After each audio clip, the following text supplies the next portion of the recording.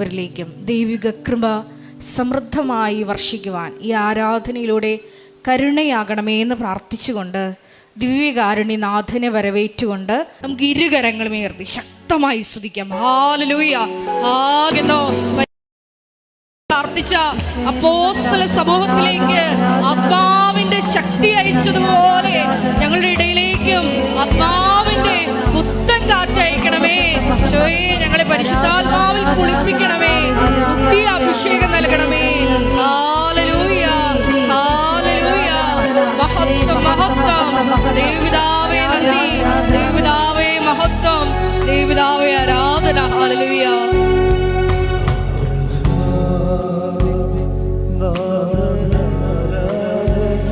നമുക്കെല്ലാവർക്കും മുട്ടുമേലായിരിക്കാം.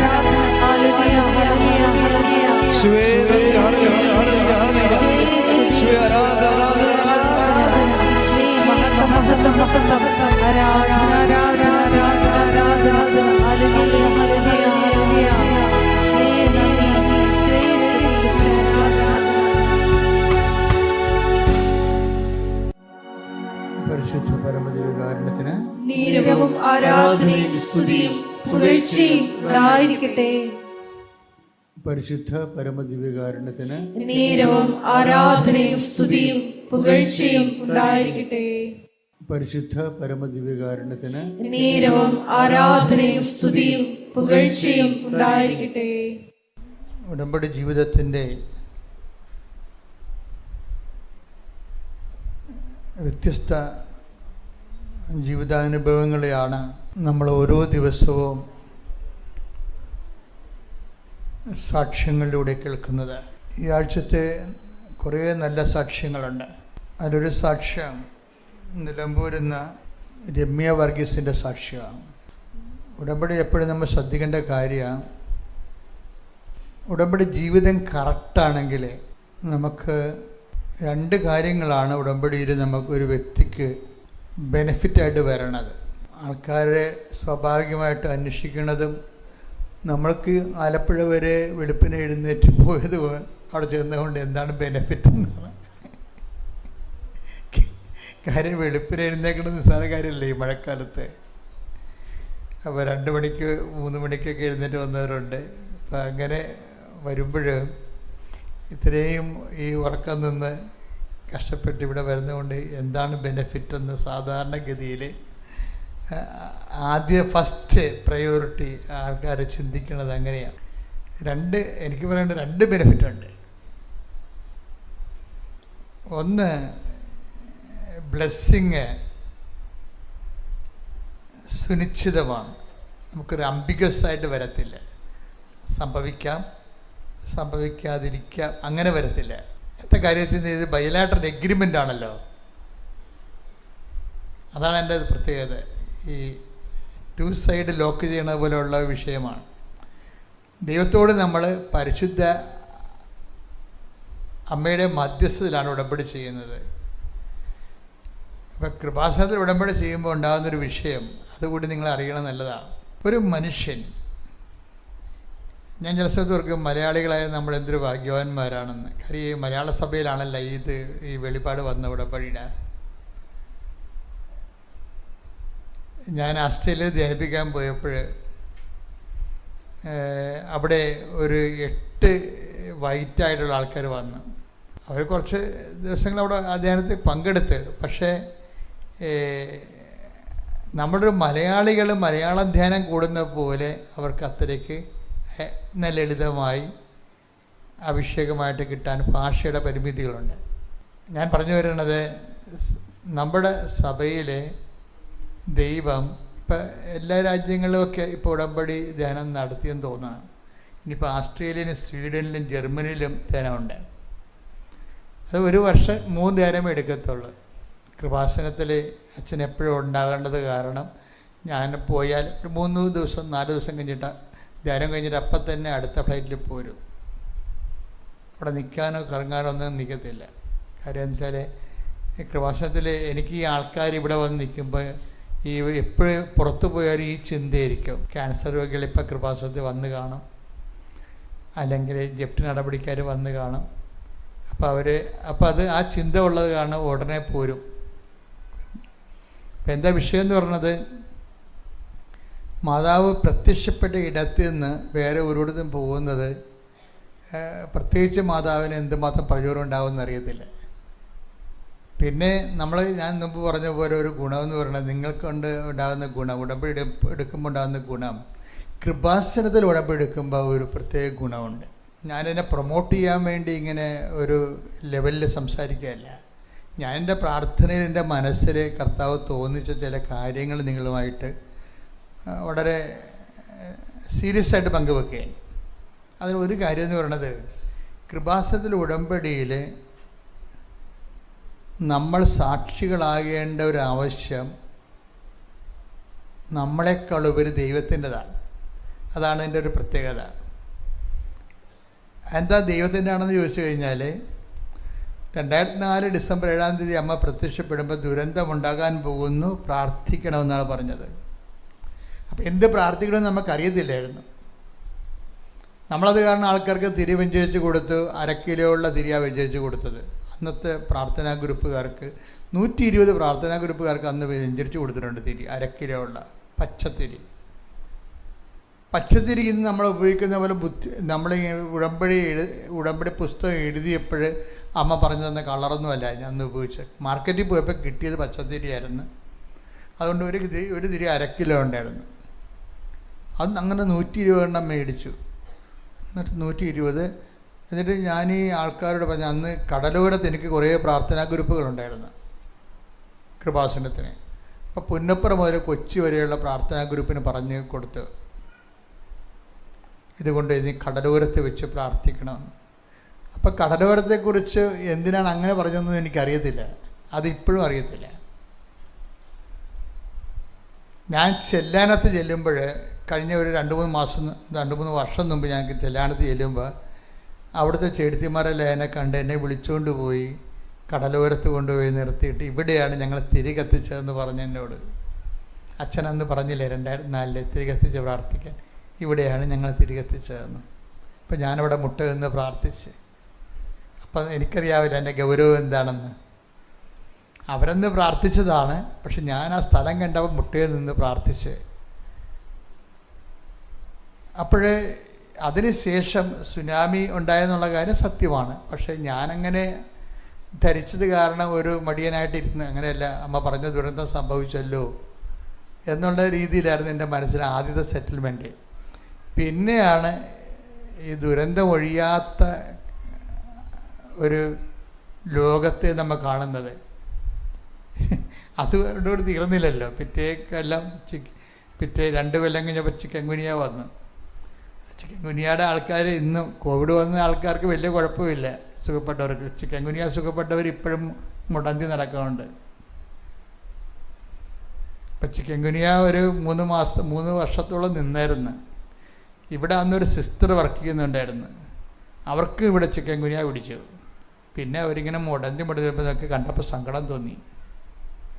അപ്പോഴും എൻ്റെ തലയിൽ ചെന്നില്ല, ഇത് അമ്മ ദുരന്തമുണ്ടാകുമ്പോൾ അമ്മ പ്രാർത്ഥിക്കണമെന്ന് പറഞ്ഞ കേസൊക്കെയല്ല ഇത് നടന്നുകൊണ്ടിരിക്കണമെന്ന്. അപ്പോഴെനിക്ക് തോന്നിയില്ല.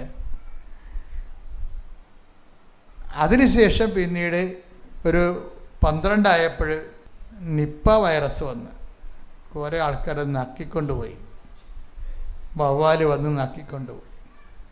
അപ്പോൾ നമ്മളാരും മരിക്കാഞ്ഞ കാരണം നമുക്ക് ആർക്കും അത് ആ ടെൻഷനില്ല. പക്ഷേ മരിച്ച വീടുകൾ കേരളത്തിലുണ്ട്, എന്തുമാത്രം ഉണ്ടാവും, അവർക്ക് അതിൻ്റെ വേദന എന്താണെന്ന് മനസ്സിലാകും. ഇപ്പോഴും ഈ സാധനം ഇവിടെയൊക്കെ കറങ്ങി കിടക്കുകയാണ് കേരളത്തിൽ. ആൾക്കാരൊക്കെ റംബുട്ടാനൊക്കെ വെട്ടി മാറ്റണം അല്ലേ, എന്താ ആവേശത്തോടെ വെച്ചതാ. റംബുട്ടാനൊക്കെ എന്താ ആവേശത്തോടെയാണ് ആൾക്കാർ വെച്ചത്. അപ്പോൾ ഈ ദിവസങ്ങളിൽ ഈ പലയിടത്തും റംബുട്ടാൻ ഈ വവ്വാൽ വരണത് കാരണമേ, റംബുട്ടാൻ പഴുത്ത് കഴിയുമ്പോൾ വവ്വാൽ വരുമല്ലേ, വവ്വാലിൻ്റെ കൂടെ നിപ്പ വരുമല്ലേ. അപ്പോൾ കാരണം ആൾക്കാർ പേടിച്ച് റംബുട്ടാൻ വെട്ടുകയാണ്. ഇപ്പം നിങ്ങൾ വീട്ടിൽ പോയി വെട്ടേണ്ട കാര്യമൊന്നുമില്ല കേട്ടോ, നല്ലോണം പ്രാർത്ഥിച്ചാൽ മതി. നമ്മുടെ വിശ്വാസത്തിലല്ലേ നമ്മൾ ജീവിക്കണത്. അപ്പം എന്നാ വിഷയം എന്ന് പറയണത്, ഈ ദുരന്തം എന്ന് പറയുന്ന ഒരു വിഷയം ഇങ്ങനെ ചുമ്മാ ഇങ്ങനെ എവിടെയോ ഏതോ സ്ഥലം എടുത്തവർ സ്വന്തമായിട്ട് ഇവിടെ വീട് വെച്ച് താമസിക്കുകയാണ്. ഒരെണ്ണം കഴിയുമ്പോൾ ഒരെണ്ണം, അത് കഴിയുമ്പോൾ ഒന്ന് സമാധാനമായപ്പോഴാണ് പ്രളയം വന്നത്. പ്രളയം 99 പ്രളയത്തെക്കുറിച്ച് ഞാൻ വീഡിയോ കണ്ടിട്ടുണ്ട്, എൻ്റെ പഴയകാല ചിത്രങ്ങൾ. പക്ഷെ അതിനേക്കാളും 3 ദുരന്തമാണ് പിന്നീട് നടന്നത്. അങ്ങനെ 2 പ്രളയം വന്ന്, പിന്നെ അതിൻ്റെ കൂടെ കോവിഡ് 2 പ്രാവശ്യം വന്നു. അപ്പോൾ ഇത് ഇങ്ങനെ ഒരു 1/4 നൂറ്റാണ്ട് കാലം, അതെ ഇപ്പോൾ 2026 ഈ 1/4 നൂറ്റാണ്ട് കാലത്തോളം ഇങ്ങനെ മാറി മാറി ദുരന്തങ്ങൾ വന്നുകൊണ്ടിരിക്കുക. ഇതിൻ്റെ കൂടെയാണ് വ്യക്തി ദുരന്തങ്ങളൊക്കെ വരണത്. ഇപ്പം ഈ ദിവസങ്ങളിലുള്ള സാക്ഷ്യങ്ങളിൽ ചിലർ നല്ല കാലത്താണ് ഉടമ്പടി എടുത്തിരിക്കണത്. നല്ല കാലത്ത് എന്ന് വെച്ച് കഴിഞ്ഞാൽ അവർക്ക് ഉടമ്പടി എടുക്കേണ്ട ഒരു പ്രത്യേകിച്ച് കാര്യമൊന്നുമില്ല.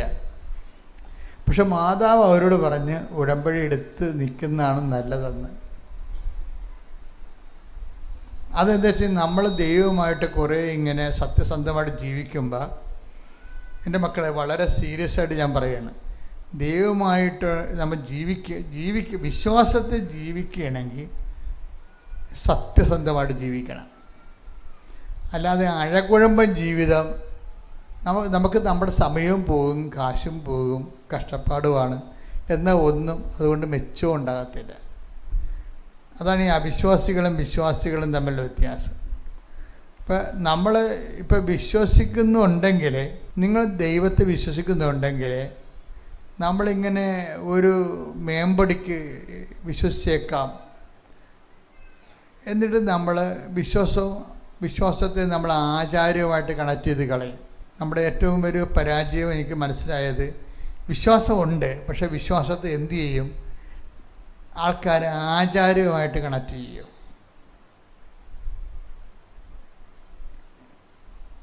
നമ്മുടെ ജീവിതത്തിൻ്റെ അന്തസത്യമായിട്ട് അതിന് കണക്ഷൻ ഇല്ല. അവിടെ കളവും വഞ്ചനയും തോന്നിവാസവും ദൈവഹിതം തിരയാത്ത അന്വേഷിക്കാത്ത ജഡിക ജീവിതവുമായിട്ട് അത് പാരൽ ലൈഫായിട്ടാണ് പോണത് ആൾക്കാർ. പാരൽ ലൈഫ്, ഒരു ലൈഫ് ജഡിക ജീവിതത്തിൻ്റെ ലൗകികമായ ജീവിതവും അതിൻ്റെ കാഴ്ചപ്പാടുകളും അതിൻ്റെ ചിന്താപദ്ധതികളും, ഒരു വശത്ത് അതിനെ സപ്പോർട്ട് ചെയ്യാൻ വേണ്ടി ദൈവത്തിനെ കൂട്ടുപിടിക്കാൻ വേണ്ടി കുറേ ആചാരങ്ങളും ആ ആചാരങ്ങളുടെ വഴിയെ ഒരു ലൈൻ പോകും. അപ്പോൾ ഒരിക്കലും ഈ അന്തസത്തയായിട്ടുള്ള ആത്മീയ അന്തസത്തയുള്ള ജീവിതവും എന്ന് പറഞ്ഞ സംഭവത്തെക്കുറിച്ച് നമ്മളങ്ങനെ അധികം ആലോചിക്കപ്പെടുന്നില്ല. നമ്മൊരു ഭൗതിക ജീവിതമാണ് നമുക്കുള്ളത്, ആൾക്കാർ സാധാരണ ജീവിക്കണത്. ഇപ്പുറത്തുള്ളത് ആചാര ജീവിതമാണ്. അപ്പോൾ ഈ ആചാര ജീവിതം എന്തിനാണെന്ന് ചോദിച്ചു കഴിഞ്ഞാൽ ഭൗതിക ജീവിതത്തിൻ്റെ മെച്ചപ്പെടുത്തലിന് വേണ്ടിയാണ്. ഇതുകൊണ്ട് ദൈവത്തിൻ്റെ സന്നിധി മൂല്യം കുറഞ്ഞു പോകുന്നു മനുഷ്യന്. അത് ഒരു വല്ലാത്ത ഒരു അവസ്ഥയാണ്. എന്താണ് ഞാനിപ്പോൾ അച്ഛനായിട്ട് 40 വർഷം, ഉടമ്പടിയുടെ 15 അപ്പോൾ 11-ാം വർഷം, ഉടമ്പടിയുടെ 11-ാം വർഷം. ഈ ഉടമ്പടിയുടെ 11-ാം വർഷവും സുവിശേഷ വേലയുടെ 40-ാം വർഷവും പൂർത്തിയാക്കിയിട്ട് ഞാനങ്ങനെ നിൽക്കുമ്പോൾ എൻ്റെ മനസ്സിൽ വരുന്ന ഏറ്റവും വലിയൊരു വിഷയം, ഈ മനുഷ്യന്മാർക്കുള്ളതെന്ന് പറയുന്നത് ഒരു ലോക ജഡിക ജീവിതമാണ്. ആൾക്കാർ പിന്നെ ചെയ്യണമെന്ന് പറയണത്, ഈ ജഡിക ജീവിതത്തിൽ നമ്മുടെ ചില പരാജയങ്ങൾ വരുമ്പോൾ ആചാര ജീവിതം അതിൻ്റെ അകത്ത് ഒരു സപ്പോർട്ടിന് വേണ്ടി എടുക്കും. ഒരു സപ്പോർട്ടാണ് ഉദ്ദേശിക്കുന്നത്. ആചാര ജീവിതം കൊണ്ട് ആത്മീയത എന്ന് പറയുന്നത് ഇവിടെ മലയാളികൾക്ക് ആചാരമാണ്. ആത്മീയത എന്ന് പറയുന്ന സംഭവം ഇല്ല നമുക്ക്. അതിന് പകരം ഒരു ആചാരങ്ങളുടെ എന്തോ ആകത്തുകയാണ് കേട്ടാണ് ആത്മീയതയായിട്ട് നമ്മൾ കൊണ്ടു നടക്കുന്നത്. അപ്പോൾ ഇങ്ങനെ വരുമ്പോൾ എന്താ വിഷയം എന്ന് പറയുമ്പോൾ എന്താണ് കുഴപ്പമെന്ന് നിങ്ങൾ എന്നോട് ചോദിച്ചാൽ ഞാൻ പറയും, ദൈവതിരുസന്നിധിയിൽ മൂല്യം കുറഞ്ഞു പോകും. അതാണ് വിഷയം. കാരണം ദൈവം ജീവിതത്തിൽ കക്ഷിയല്ല. ദൈവം ജീവിതത്തിൽ നമ്മുടെ ജീവിതത്തിൽ ഡയറക്റ്റ് കക്ഷിയല്ല. നമ്മളത് അനുവദിക്കത്തുമില്ല. പണ്ട് ലെഗ്യോൻ വന്നപ്പോൾ, കർത്താവ് അടുത്ത് വന്നപ്പോൾ ലെഗ്യോൻ ചോദിച്ചില്ലേ? എന്താ ചോദിച്ചത്? നിനക്ക് എന്താണ് എൻ്റെ കാര്യത്തിൽ നീ എന്തിന് ഇടപെടുന്നു? അത് നിസ്സാര ചോദ്യമല്ല, വലിയ ഗുരുതരമായൊരു ചോദ്യമാണ്. Take the word of God. ശ്രുതിക്കട്ടെ ഹല്ലേലൂയ, ഹല്ലേലൂയ, ഹല്ലേലൂയ, ഹല്ലേലൂയ, യേശുവേ ആരാധന, ആരാധന, ആരാധന,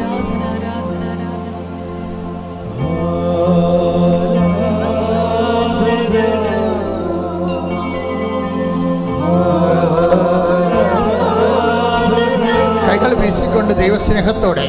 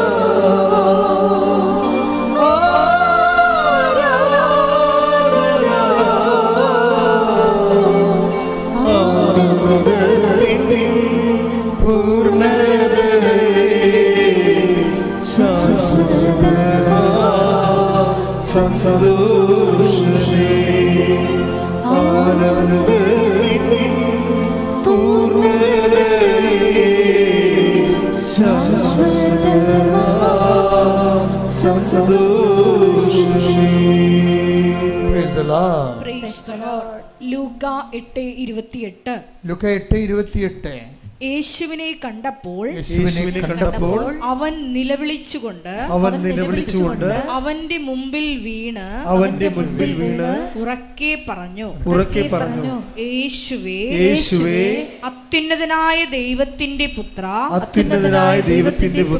നീ എന്തിന് എന്റെ കാര്യത്തിൽ ഇടപെടുന്നു?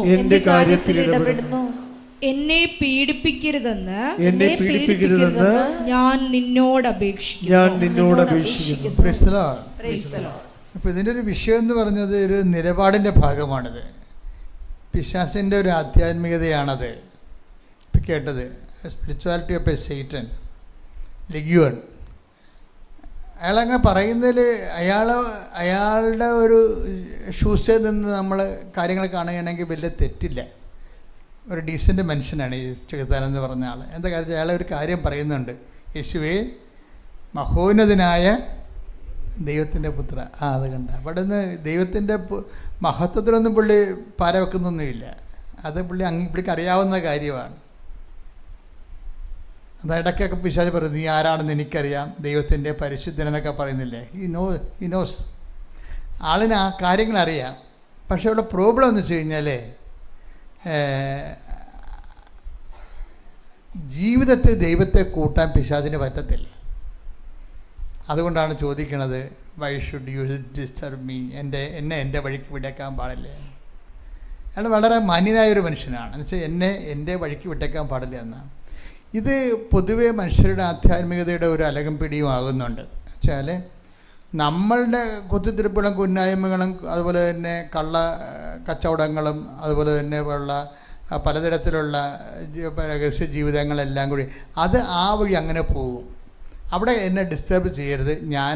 ഞാനൊരു കുറച്ച് കംഫർട്ടാകുന്നൊരു മേഖലയാണത്. അതുകൊണ്ട് നീ മഹോന്നതനാണ്, ദൈവത്തിൻ്റെ പുത്രനാണ്, സ്തുതി വേണം, ബഹുമാനം വേണം, ആരാധന വേണം, എന്നാ സംഭവം തരണം, എനിക്ക് ഒരു പ്രശ്നവും ഇല്ല. എൻ്റെ കംഫർട്ട് സോണിൽ എന്നെ ഡിസ്റ്റർബ് ചെയ്യരുത്. അതൊരു ഭയങ്കര സീരിയസ് ആയിട്ടുള്ള പിശാചിൻ്റെ ഒരു നിർദ്ദേശമാണ്. എൻ്റെ കംഫർട്ട് സോണിൽ എന്നെ ഡിസ്റ്റർബ് ചെയ്യരുത്. ഞാനൊരു സുരക്ഷിത മേഖലയിൽ അവിടെ എന്നെ ഉപദ്രവിക്കരുത്. ഞാൻ എൻ്റെ ജീവിതമായിട്ട് മുന്നോട്ട് പോയിക്കോട്ടെ എന്ന് പറയണം. ഇത് പിശാചിനും അല്ലെങ്കിൽ മനുഷ്യന്മാർക്കും ചില സമയത്ത് ഇതൊരു നിലപാട് ദൈവത്തോടുണ്ടാവും. ദൈവത്തോട് നിലപാടുണ്ടാവും. അപ്പം ഈ ഉടമ്പടിയുടെ വഴിക്കേ പോകും. പക്ഷേ നമ്മൾ ചിലപ്പോൾ അനിയൻ്റെ സ്വത്ത ചേട്ടൻ്റെ സ്വത്ത നമ്മുടെ വീടിൻ്റെ മുറ്റത്തുണ്ടെങ്കിൽ അത് എടുക്കത്തുമില്ല, നമ്മൾ വിൽക്കാൻ അനുവദിക്കത്തുമില്ല. അതാണ് വിഷയം.